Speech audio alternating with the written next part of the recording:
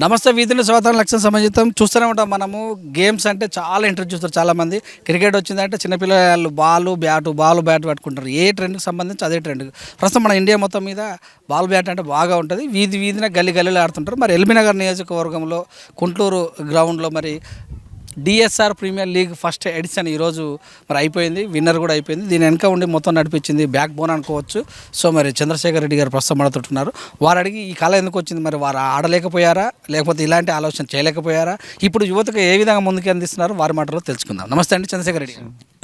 స్వతహాగా మీకు క్రికెట్ అంటే ఇష్టమా లేకపోతే ఏదైనా సార్ మీద ఉన్న ప్రేమతోటి ఇలా? వాస్తవానికి నాకు సుధీరన్ అంటే చాలా అభిమానం, ప్రాణము. చిన్నప్పటి నుంచి కూడా నాకు క్రీడల మీద చాలా మక్కువ. చిన్నప్పుడు స్కూల్ నుంచి కానీ కాలేజ్ లెవెల్లో కూడా ఒక కెప్టెన్గా క్రికెట్ అంటే రెగ్యులర్గా మనం టీవీలో అయినా ఎప్పుడు క్రికెటే చూస్తుంటాము. టీవీ ఛానల్ పెట్టుకున్నప్పుడు క్రికెటే చూస్తుంటాము. అయితే సుధీరన్న గారు ముఖ్యంగా యువకులను ఎంకరేజ్ చేసే విధంగా క్రీడల్లో దాదాపు కొన్ని సంవత్సరాల నుంచి కూడా ఎల్బీనగర్ కాన్స్టిట్యున్సీలో రెగ్యులర్ క్రికెట్ టోర్నమెంట్స్ నడుస్తుండే.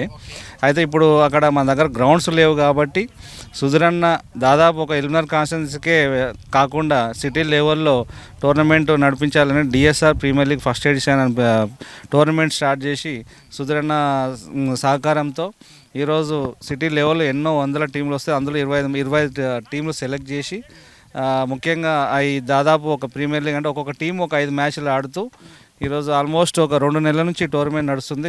ఈరోజు సిటీలోనే గ్రాండ్ సక్సెస్ టోర్నమెంట్గా నిలిచింది. దీనికి సుధీరన్న గారు కూడా చాలా మాకు అందరికీ అభినందన తెలిపి ఈరోజు మాకు ఎంకరేజ్ చేయడం జరిగింది. ఇప్పుడు ఈ ఫస్ట్ ఎడిషన్ కాకముందు సెకండ్ ఎడిషన్ గురించి కూడా చాలామంది ప్లేయర్స్ సిటీ నలుమూలకి వెళ్ళి కూడా చాలామంది అడగడం జరిగింది. ఈ టోర్నమెంట్ ఇలాగే ఫస్ట్ ఎడిషన్తో కాకుండా ఇంకా ఎన్నో వందల ఎడిషన్ వరకు జరగాలని సుధీరన్న పేరు కూడా ప్రతి ఒక్క యువకులకు సుధీరన్న గారు యువకుల గురించి ఎంత తపన పడతాడో, క్రీడలు ఎంత ఎంకరేజ్ చేస్తాడో కూడా ప్రతి ఒక్కరికి తెలంగాణలో కూడా తెలిసే విధంగా మా టీం ఎప్పటికీ ఇలాగే పనిచేస్తుందని తెలుపుకుంటున్నాను. మామూలుగా మ్యాచ్ అనగానే చాలామంది ఎంపైర్ మీద ఎగులాటం కావచ్చు, బాల్ వేసినా కూడా తప్పైనా సరే వైడ్ కాదని అట్లా కొట్లాటలు కావచ్చు, ఇలాంటివి జరిగిన సెగ్మెంట్స్ అంటే ఇవి ఎలా మీరు ఎదుర్కొన్నారు? అంటే వాస్తవానికి ఇప్పుడు టోర్నమెంట్ ఇంత సక్సెస్ కావడానికి కారణం ఏంటంటే ఇలాంటి డిస్టర్బెన్స్ కామన్గా మామూలుగా ఏ టీంలను క్రికెట్ ఆడినప్పుడు అంపైర్స్ డిసిషన్ మీద కానీ కొంచెం ఏదైనా చిన్న గొడవలు జరుగుతుంటాయి. కానీ మా టోర్నమెంట్లో ఫస్ట్ నుంచి కూడా ఎక్స్పీరియన్స్ అంపైర్స్ పెట్టడం జరిగింది, ఆర్గనైజర్స్ పెట్టడం జరిగింది.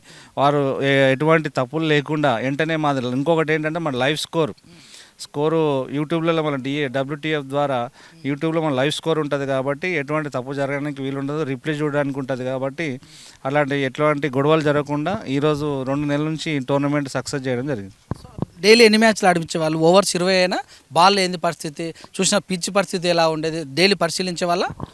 రోజు ఇక్కడ గ్రౌండ్స్ ఏంటంటే 39 గ్రౌండ్లో దాదాపు వీళ్ళంతా ఎక్స్పర్ట్స్ ఉంటారు. ఒక్కొక్క గ్రౌండ్ వాళ్ళు ఒక వాచ్మెన్ పెట్టి వాళ్ళు ఆ పిచ్ కానీ రోజు గ్రౌండ్ గ్రాస్ పెరిగేలా రోజు వాళ్ళు వాటర్ పోవడం ఇవన్నీ జరుగుతూ చాలా నీట్గా మనం ఇంటర్నేషనల్ క్రికెట్ టీమ్స్ ఆడితే ఎలా ఉంటాయో అలా మెయింటైన్ చేస్తారు వీళ్ళు. రోజుకు 2 మ్యాచ్లు ఆడిపిస్తుంటాం మేము. యాక్చువల్గా కొంతమంది అంటే 10 ఓవర్లు ఆడతారు. కానీ 20 ఓవర్స్ ఇప్పుడు చాలా టాప్గా ప్రతి ఒక్క 20 ఓవర్స్ ఇప్పుడు వన్డే మ్యాచ్ కూడా ఎక్కువ చూసే పరిస్థితి లేదు కాబట్టి 20 ఓవర్స్కి అట్రాక్ట్ అవుతున్నారు కాబట్టి రోజుకు 2 మ్యాచ్లు సరిపోతున్నాయి మాకు. రోజుకు 2 మ్యాచ్లు నడుపుకుంటే ఈరోజు దాదాపు ఒక 2 నెలల వరకు టైం పట్టింది. ఎక్కువ టీంలు తీసుకుంటే ఏమవుతుందంటే ఇంకా ఎక్కువ లాంగ్ టోర్నమెంట్ జరిగే అవకాశం ఉంటుంది కాబట్టి ఎక్కువ తీసుకోకుండా ఒక 25 టీమ్సే తీసుకున్నాం మేము. దానికి ఇంత టైం పట్టింది. ఎడిషన్లో ఎక్కువ అంటే రన్లు తీసినటువంటి టీం కానీ, తక్కువ రన్లు తీసిన టీం కానీ, వికెట్లు పడ్డ టీంలు కానీ ఏమన్నా మీ మనసుకు వచ్చిందా? ఉన్నాయండి చాలా టీములు. ఇప్పుడు దాదాపు అంటే ఇప్పుడు ఆల్మోస్ట్ టాప్ ప్లేయర్సే రెగ్యులర్ ఆడే ప్లేయర్సే ఆడతారు ఈ టోర్నమెంట్స్. అందులో మ్యాక్సిమం దాదాపు 100 పైన ఉన్నా కానీ తక్కువ స్కోర్ ఏం చేయలేదు. మ్యాక్సిమం అంత టాప్ ప్లేయర్సే కాబట్టి బౌలర్స్ కానీ బ్యాట్స్మెన్స్ కూడా రెగ్యులర్ ఆడే ప్లేయర్సే వీళ్ళంతా. అలాంటి సెంచరీ నమోదు చాలామంది సెంచరీలు చేసి దాదాపు 10 ఓవర్స్లో సెంచరీలు 200 పైన 220, 230 వరకు కూడా స్కోర్ కొట్టడం జరిగింది. వ్యక్తిగతంగా ఆల్మోస్ట్ మన సాజిద్ ఆల్మోస్ట్ ఇప్పుడు మన హైదరాబాద్లో టాప్ 7 ప్లేయరు. ఇమ్రాన్ అని కూడా మన సెమీఫైనల్ కూడా సెంచరీ చేయడం జరిగింది. చాలామంది సెంచరీలు చేసిన ప్లేయర్ చాలామంది టోర్నమెంట్లు. మీ టార్గెట్ ఏంది అసలు? ఫస్ట్ హైదరాబాద్ వరకే అనుకున్నారా, తెలంగాణ వ్యాప్తంగా అనుకున్నారా? సో ఏ టీంలో వచ్చినాయి మీ దగ్గరికి? యాక్చువల్గా మేము ఎల్బీనగర్ కాన్స్టిట్యున్సీలోనే నడిపేటోళ్ళము. ఇప్పుడు గ్రౌండ్స్ ఖాళీ లేవు కాబట్టి రెగ్యులర్గా చేయాలన్నా కూడా వాళ్ళకి ఎటువంటి ఇబ్బందులు 20 ఓవర్స్ ఆడాలంటే చాలా టైం తీసుకుంటుంది కాబట్టి గ్రౌండ్స్ లేక ఇప్పుడు మనం 39 గ్రౌండ్స్ తీసుకొని నడిపించడం జరిగింది. ఇంకా ఏమన్నారన్న? సో ఏమని చెప్పాను, ఎక్కడి నుంచి వచ్చారు ఎక్కువగా కూడా? మ్యాక్సిమమ్ ఒక మన కాన్స్టిట్యున్సీ లెవెలే కాకుండా టోటల్ సిటీకి వెళ్ళి కూడా మనం యాడ్లు ఇవ్వడం ద్వారానే చాలామంది టీమ్స్ అప్రోచ్ అయ్యాయి. ఎందుకంటే చుట్టుపక్కల ఇక్కడిక్కడ మీరు 10-12 గ్రౌండ్లు సిటీలో గచ్చిబౌలి నుంచి మణికొండ కొండాపూర్ అక్కడ దూరం నుంచి కూడా వచ్చి ఇక్కడే క్రికెట్ ఆడతారు. వాళ్ళు యాక్చువల్ 1 మంత్ ముందు 2 మంత్స్ ముందే బుక్ చేసుకుంటారు ఈ గ్రౌండ్స్. దొరకవు, ఖాళీ ఉండవు. మామూలుగా వీకెండ్సే ఖాళీ ఉంటారు కాబట్టి సాఫ్ట్వేర్ ఎంప్లాయీస్ కూడా ఆల్మోస్ట్ వాళ్ళ క్రికెట్ టోర్నమెంట్స్ జరుపుకుని ఇక్కడే జరుపుతారు వీళ్ళు. ఇప్పుడు సిటీ లెవెల్లో మొత్తంలో ఈ మనకు గ్రౌండ్లో అవైలబుల్ ఉండేది ఒక 39 ఇక్కడనే ఉంటాయి అన్నమాట. సిటీలో ఎక్కడ లేవు. కాబట్టి ఇంకా రెగ్యులర్గా టోర్నమెంట్ జరగాలన్నా, సక్సెస్ కావాలన్నా, ప్లేయర్స్కి ఇబ్బంది లేకుండా గ్రాస్ ఉంటుంది కాబట్టి ఎవరికి ఎటువంటి ఇబ్బంది లేకుండా నడపాలంటే ఇదే ప్లేస్ మనకు. ఎక్కువ ఆటలు ఆడుతున్న వాళ్ళు దమ్ము అలాంటివి వచ్చే అవకాశం ఉంటుంది. ఇంజురీస్ జరిగిన వాళ్ళకు కూడా మీరేమన్నా ఎలాంటి మరి అంబులెన్స్ విషయంలో, డాక్టర్ విషయంలో ఇలాంటి చర్యలు తీసుకురా? ఇప్పటివరకు అయితే మాకు ఎటువంటి ప్రాబ్లం రాలేదు. మనకు అన్ని అందుబాటులో ఉన్నారు కాబట్టి మెడికల్ కానీ ఏదైనా అవసరం వచ్చినా దగ్గరనే, మనం సిటీకి పెద్ద దూరంగా లేవు, నాగోళ్ళకే కాబట్టి ఇప్పటివరకు అయితే ఎవరికి దెబ్బలు తగలకుండా ఎటువంటి అట్లా డ్యామేజ్ ఏం జరగలేదు.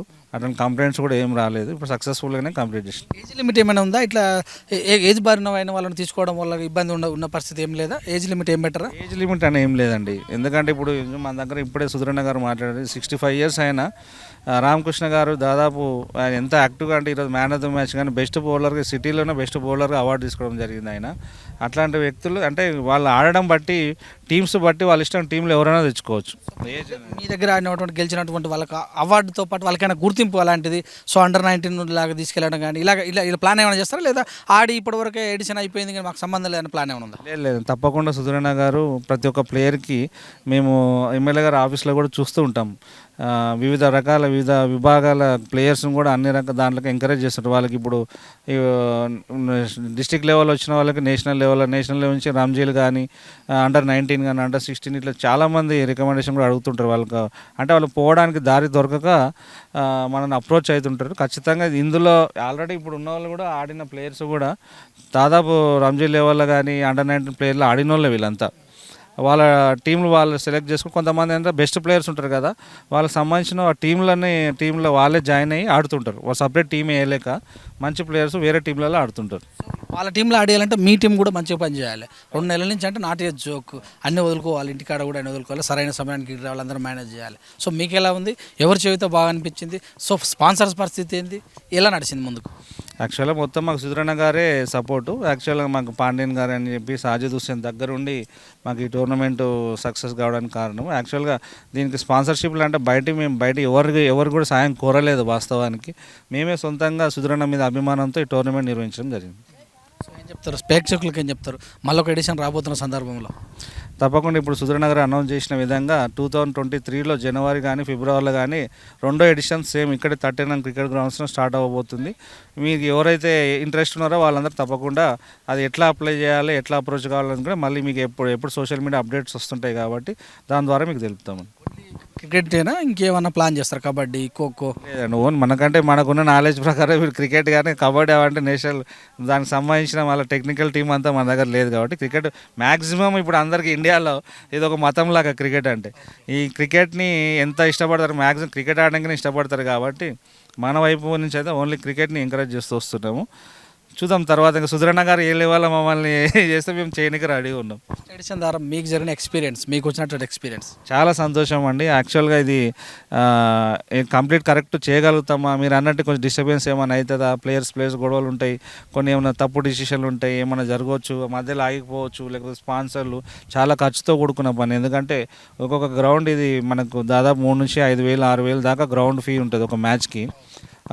దానికి మనం డబ్బులు చెల్లిస్తేనే ఇక వీళ్ళంటే వాళ్ళ మెయింటెనెన్స్ కూడా అలా ఉంటుంది కాబట్టి ఒక నేషనల్ ఇంటర్నేషనల్ లెవెల్లో గ్రౌండ్స్ ఉంటాయి కాబట్టి వాళ్ళకు మేము అమౌంట్ పే చేస్తూ కొన్ని గ్రౌండ్స్ ఖాళీ ఉన్న రోజు మేము గ్రౌండ్స్ తీసుకొని మేము మ్యాచ్లు ఆడిపియాల్సి వస్తుంది. ప్రస్తుతానికైతే చాలా సక్సెస్ఫుల్గా కంప్లీట్ చేస్తాం. మా సుధీరన్న కూడా మమ్మల్ని అందరూ మెచ్చుకోవడం జరిగింది. ఈ టోర్నమెంట్లు ఇంకా చాలా ఫ్యూచర్లో చాలా జరగబోతాయి. ఇలాంటివి ఇంకా ఈ తెలంగాణలో, హైదరాబాద్లో కాకుండా తెలంగాణ లెవెల్లో రేపు నేషనల్ లెవెల్లో కూడా మంచి పేరు తెచ్చుకునే విధంగా పనిచేస్తాం. మ్యాచ్లు అనగానే మ్యాచ్ ఫిక్సింగ్ లాంటిది ఒక వివాదం కూడా బయటకు వస్తుంది. అలాంటి విషయంలో మీరు ఎలా జాగ్రత్తలు తీసుకున్నారు? లేదండి, ఇప్పుడు ఏంటంటే వాళ్ళ లెవెల్లో మ్యాచ్ ఫిక్సింగ్ అవేమో కానీ ఇప్పుడు అంతా రెగ్యులర్ ప్లేయర్స్ కదా వీళ్ళు, వాళ్ళ పర్సనల్ స్కోర్స్ పెంచుకోవడానికి, వాళ్ళ స్కిల్స్ ప్రూవ్ చేసుకోవడానికే ఆడతారు కాబట్టి అలాంటి ఇక్కడ ఇట్లాంటి టోర్నమెంట్లు జరగవు, చిన్న టోర్నమెంట్లు. సో థ్యాంక్ యూ చెప్పాల్సి వస్తే ఎవరికి వస్తుంది ఈ యొక్క ఎక్స్పీరియన్స్ ద్వారా? అంటే ప్రతి ఒక్క ప్లేయర్కి అండి వాళ్ళ సొంతంగా టోర్నమెంట్ అనుకొని ప్రతి ఒక్కరు కష్టపడి వాళ్ళ ఎటువంటి డిస్టర్బ్ లేకుండా ఆడడం జరిగింది. దీని ముఖ్యంగా మా సాజిద్ హుసేన్ కానీ పాండ్యన్ కానీ వాళ్ళ టీం అని అందరూ అంటే వాళ్ళు రెగ్యులర్ మనం అంటే పొలిటికల్ లైఫ్లో బిజీ ఉంటాం కానీ అప్పుడప్పుడు వచ్చిపోతుంటాం, మనం చూస్తుంటాం ఎట్లా జరుగుతుందని. కానీ మన వీళ్ళు ప్లేయర్స్ రెగ్యులర్ ఆడేవాళ్ళు కాబట్టి వాళ్ళకి అంత నాలెడ్జ్ ఉంది కాబట్టి వాళ్ళ మీద పెట్టి వాళ్ళు దాదాపు మేము అనుకున్నట్టే చాలా చాలా పర్ఫెక్ట్గా ప్లాన్ చేసి టోర్నమెంట్ కంప్లీట్ చేయడం జరిగింది. క్వాలిఫై మ్యాచ్లో ఏమైనా పెట్టారా? అట్లా ఏం పెట్టలేదండి. Thank you thanks. సో ఇదంటే చంద్రశేఖర్ గారు చెప్పినట్టు చూస్తాం. మరి ఏదైతే DSR premier league first edition final సందర్భంగా వారు మాట్లాడుతూ గత 2 నెలల నుంచి కూడా మేము కృషి చేస్తున్నాము. క్రికెట్ అంటే మరి భారతదేశంలో చాలా మంది ఆడుతుంటారు. అలాంటి ఒక అభిమానంతో మరి మేము ముందు తీసుకెళ్ళడం జరిగింది. ఎడిషన్ 2 కూడా మరి డిఎస్ఆర్ అంటే దేవిరెడ్డి సుధీరెడ్డి గారు ఆశీస్సుతో ముందుకెళ్ళే వీలుగా ఉందని కూడా తెలియజేస్తారు. చూస్తున్నాం కెమెరామ్యాన్ అఖిల్తో మీ సురేష్ దండు, లక్ష్యం సమాజం. నమస్తే.